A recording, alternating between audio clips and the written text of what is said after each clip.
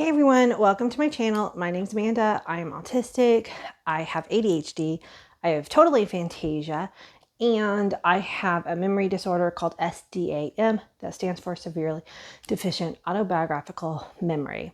And this channel I've mostly been focusing on autism and ADHD just because it's like my late diagnosis vlog journey.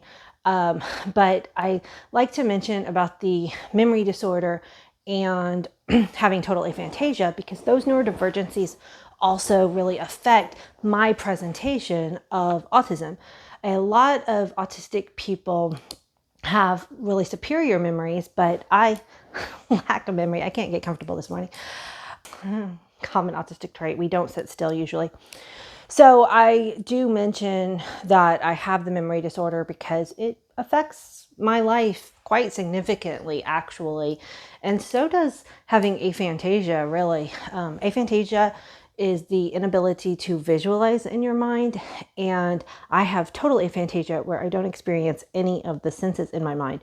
In my last video, where I was talking about empathy, some people in the comments kind of even suggested that because of my memory disorder and aphantasia, that might contribute into my lack of empathy. And it was like a kind of light bulb moment. It's one of my favorite things about this channel, the community we're developing here, is I like to say I'm learning out loud with you guys. And that was, yeah, I hadn't thought of that in that way. Not having an autobiographical memory, I've always heard people say they can't remember pain very well. And that's, one, how to remember if I turn my microphone, ADHD brain. You always hear that like women wouldn't keep going through childbirth if they could remember the pain that they experienced during that event. So I've just always thought that nobody could remember pain, but I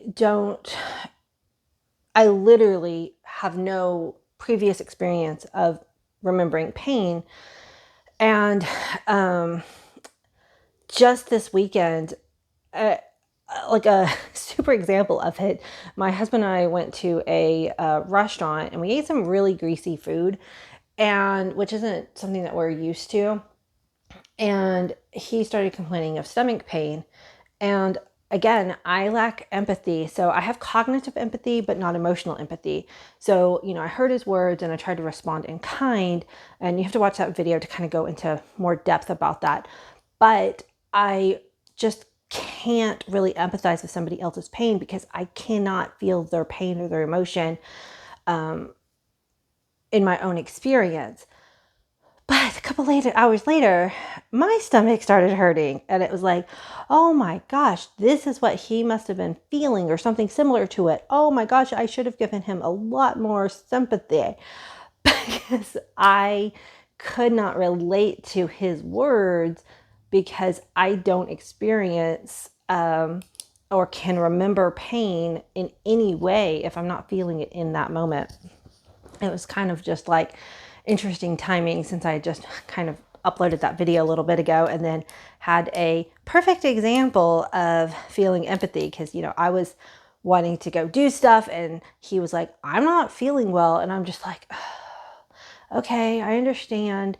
But I only understood intellectually, not emotionally, until, again, a couple hours later, I was in pain. And then it was like, oh yeah, no, he really couldn't have done, things that I wanted to do because this is not comfortable. So anyway, the other thing I wanted to, this is Amanda's Rambles video. As some of y'all who are familiar with my channel understand, it's where I just turn on the camera and kind of just get some things that I've been thinking off my mind, and usually some interesting concepts come out. So this week, my son is a junior counselor at a camp.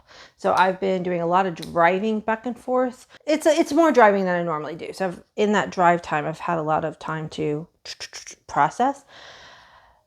My mind is going really, I'm overstimulated. Yesterday was a nonstop, like one thing after the other day. And today I'm a little overstimulated from it.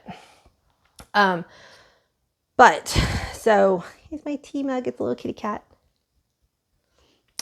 Okay. Ooh, that didn't let it cool off any, so I'm gonna have to let it cool some more. One thing I wanted to talk about was hygiene and autism. So a lot of autistic people struggle with hygiene. That was the lid. Okay. And this is important. This is significant. This is one of the reasons, again, why autism is a disability. So there's a couple of reasons why something like showering is difficult for an autistic person. One is the sensory experience of showering. A lot of us have a varying response to the water on our skin.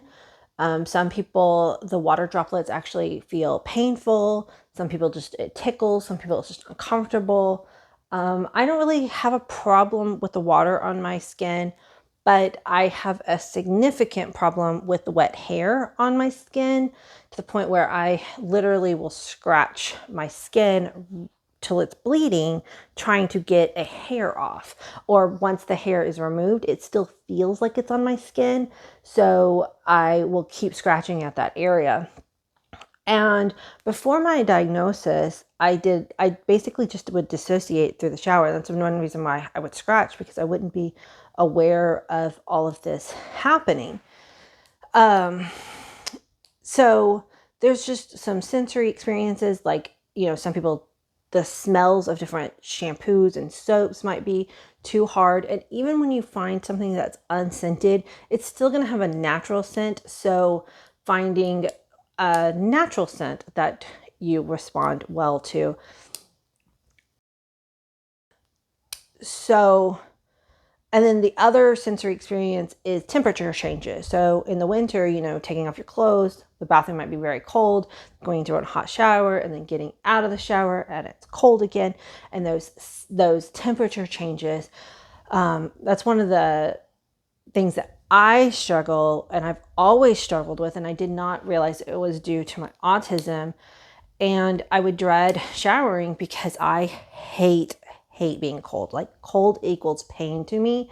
And I've always had a space heater in my bathroom, and I even sometimes use it in the summertime, because if I can get the bathroom temperature close to the same temperature as the shower, then that transition isn't so bad. But then I have to be careful because I will overheat myself. So it's just a balance. But then the second problem with showering for a lot of autistic people is the executive functioning of it all. Because when a allistic or neurotypical person says they need to go take a shower, that's a task. They're just going to go shower.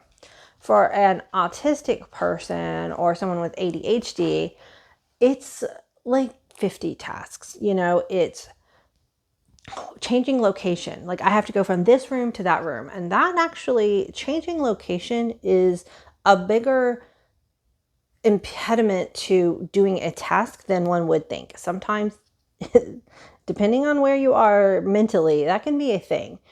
And then, there's changing your clothes, and then there's washing your hair, shampoo, conditioner, like there's every single step. And then for me, it's knowing that my hair is going to be wet for a couple of hours after I take a shower. And again, I hate wet hair. And even when I try to diffuse my curls, they don't really get dry all the way. And my hair just takes several hours to dry. That's one reason why I decided to film this video before my shower today, because I didn't really want to film it with like damp hair. And it takes so long for my hair to dry and because that's such an uncomfortable experience for me, those hours are often difficult for me. And I usually only wash my hair every 3 or 4 days. That's pretty common for curly hair people. But an accommodation that I've been doing is I have been washing my hair in the sink the last 2 times, and that has helped tremendously. So I've separated my shower and my hair washing experience. For one, that breaks down the tasks into 2 smaller tasks. So when I'm in the shower, I don't have to worry about my hair and all that like icky experience or tasks. And I'm just focused on cleaning my body. And then at a separate time of the day, I'll wash my hair in the sink. And because I've got a shirt on, when I flip my hair over, my hair, wet hair isn't on my back, it's on a towel. And that has been so good. I think going forward, this is an accommodation that I'm going to, keep for myself as much as possible. So, bending over and washing my hair in the sink. Oh, that's so good. If you follow me on TikTok, I did a TikTok on showering my hair or washing my hair in the sink.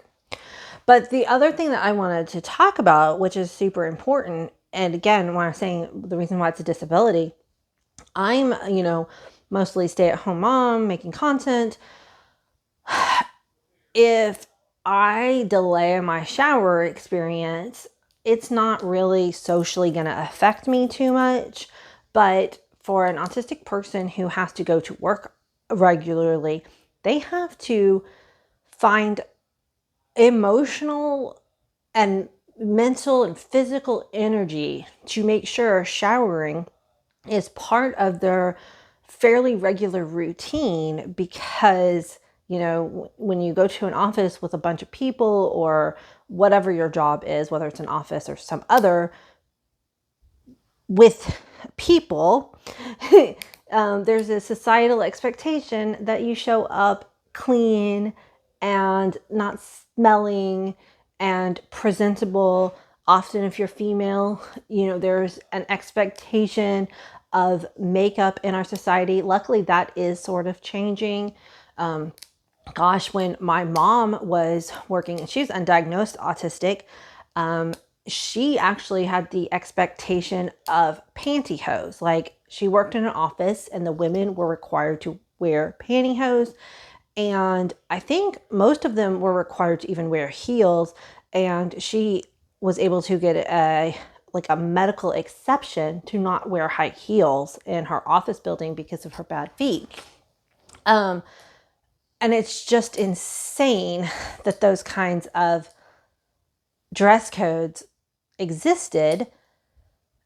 And nowadays, I don't think it's a dress code that a woman would have to wear makeup, but still society often expects certain levels of professional women to have hair and makeup done. It's only been very recently that curls were accepted. A lot of times, I don't know, perms were really big in the 80s, but natural curls were considered unprofessional in several circles. I don't know. My sister-in-law told me that one time because she was a teacher and she was always straightening her hair. And I said, why don't you just wear your hair naturally curly? Because it's natural. It's wavy. It's not as curly as mine. And she's like, oh no, that's not professional. I have to have it straightened. And I'm like, wow, that is insane to me. But I can't speak on that, but this is one reason why I would not do well in a professional setting. PDA, pathological demand avoidance, profile of autism. Someone tell me how to dress that is feels like a demand on my system. I would have pushback. I'm so glad I never went to a school that required a uniform, because that would have been difficult for me.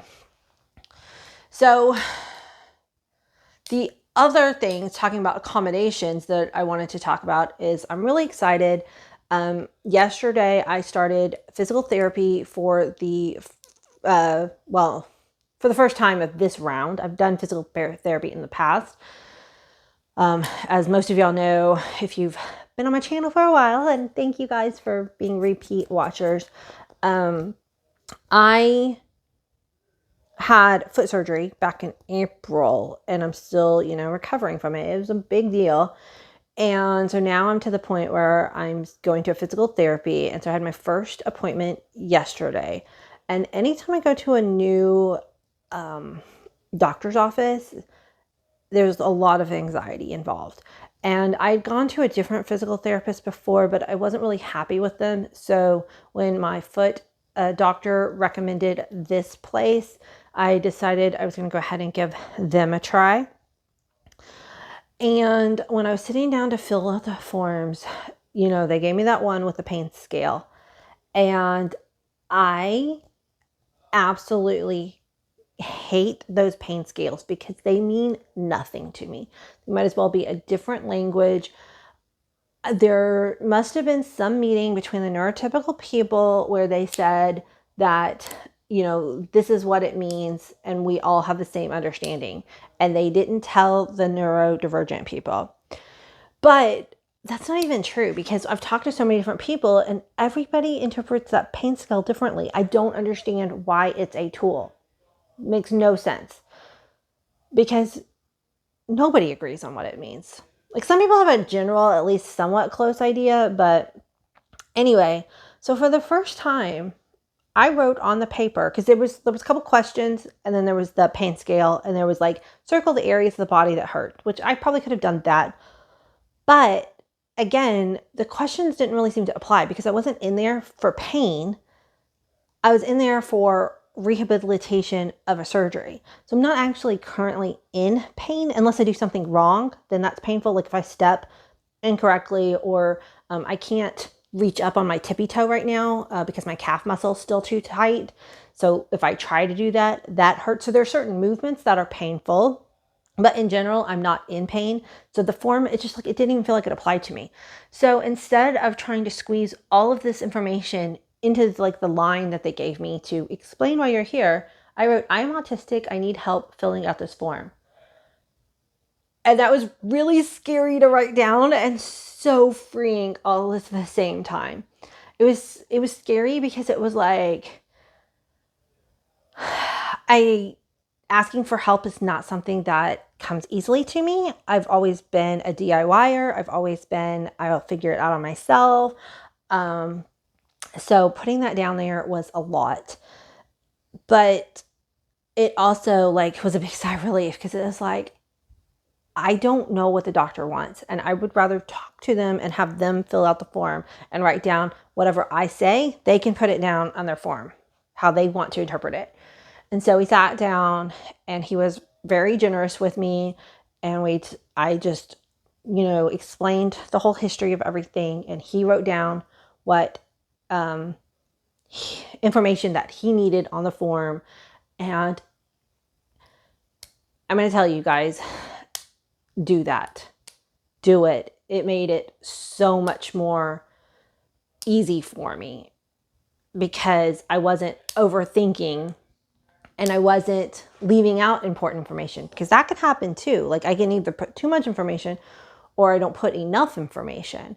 And then this way, just having conversation and see, I don't know, the doctors want to be able to glance down at it. I mean, half the time they don't even read those forms anyway, but this way I knew I was communicating with him directly and then he could ask clarifying questions and it was perfect. Okay, I was trying to think if there was anything else I wanted to ramble on today. I mean, it's so funny. If you've been following along on my channel for a while, it's my entire vlog has been my unmasking process, learning these accommodations for myself, and I want to share them with you. And in the comments, people are sharing things. It's amazing.